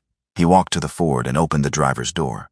The cab smelled faintly of leather, dog hair, tools, and the miles he had once intended to spend without a destination. Briar raised his head. In the past, the dog would have risen immediately. He would have limped if necessary, climbed if it hurt, and followed Duncan wherever the engine pointed. This time, Briar remained on the step. Duncan waited. The German shepherd looked toward the open truck. Then he stood slowly, stretched his stiff rear legs, and turned away from it. Briar crossed the threshold of Northwind. He walked beneath the restored windows, past the cutting bench and the folded storm sail, to the warm section of floor where the apprentice's leather palms hung from wooden pegs. There he circled once and lay down. Duncan stood between the vehicle and the workshop. No one called his name. No letter waited to be opened. No hidden chamber remained beneath the floor. No lawyer, wife, grandmother, brother, or commanding officer told him which direction was right. There was only an old dog choosing where he wanted to sleep. Duncan closed the truck door. He went back inside. The lamp over the cutting bench cast a warm circle across the white pine floor. Garrison's model rested on the shelf. Leland's uneven practice stitches lay beside the chalk. Jude's measurements waited for correction in the morning. Outside the windows, the cutter moved gently against its lines. The new sail had been lowered, but Duncan could still picture it holding its shape above the blue water. His brothers had inherited the house, investments, timber, company shares, and the Northern Grace. Duncan had inherited a leaking roof, an unstable foundation, a hand that could no longer be trusted every morning, and a German shepherd growing old beside him. Inside those apparent burdens, he had found the truth of Elise's final hours, the history of people who had helped strangers return through storms, and a craft that did not require him to become the man he had been before the wound. He had also found people who did not need him to rescue them. They needed him to remain long enough to teach what he knew. Briar had not uncovered a treasure because he understood destiny. He had heard air moving beneath wood. He had followed a scent. He had noticed danger, pain, absence, and belonging with the instincts of an animal trained to pay attention. Yet that attention had led Duncan to a place where grief no longer had to wander without purpose. A seam did not defeat wind by refusing to move. It survived because each stitch carried only its share of the strain. Duncan turned off the lights one by one, leaving only the lamp above the workbench. Briar slept beneath the north window. For the first time in years, Duncan did not need to know where he would go next. He knew where he would be in the morning. And sometimes, human destiny began that simply. A wounded man opened the door of a truck. An old dog chose another door, and the man finally understood which one led home. Sometimes a miracle does not arrive with thunder, a shining light, or an answer that changes everything overnight. Sometimes God sends a miracle through an old key, a forgotten workshop, a wounded hand, or a faithful dog who refuses to walk away when the person he loves has forgotten how to stay. Duncan believed his life had ended in the rooms where he lost Elise. He thought grief had taken his purpose, his strength, and every place he could ever call home. But God was not finished with him. While Duncan saw only a ruined sail loft, God saw a shelter for wounded hearts. While Duncan saw a hand that no longer worked as it once had, God saw a hand still capable of teaching another. And while Duncan believed Briar was simply following him, perhaps that loyal dog had been placed beside him to lead him back toward life. Our own miracles may look just as ordinary. They may be found in the friend who calls when we are close to giving up, the animal who stays beside us through a lonely night, the work that gives our pain a purpose, or the unexpected door that opens after every familiar one has closed. We may not always understand why God allows certain seasons of loss. We may never receive every answer we ask for, but even in sorrow, He can place meaning beneath our feet, waiting for the day we are ready to uncover it. Healing does not mean forgetting the people we have lost. It does not mean the pain disappears. Healing means trusting that love can continue to guide our hands, our choices, and the lives we touch long after goodbye.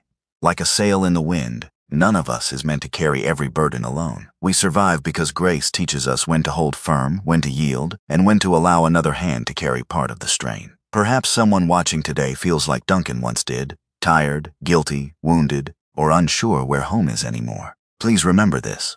Your story may feel broken, but God may still be writing through the broken places. The chapter you thought was an ending may only be the quiet road leading you toward a new purpose. If this story touched your heart, please share it with someone who may need hope today. Tell us in the comments where you are watching from, and let us know whether an animal, a loved one, or an unexpected act of kindness has ever helped guide you through a difficult season. Please subscribe to Veteran and Dog so you can join us for more stories about courage, loyalty, healing, and the extraordinary ways love finds its way home. May God protect you, strengthen you through every storm, comfort you in every loss, and place faithful companions beside you when the road feels too heavy to walk alone. May He bless your home, your family, and every animal whose quiet love has carried you through the darkness. Amen.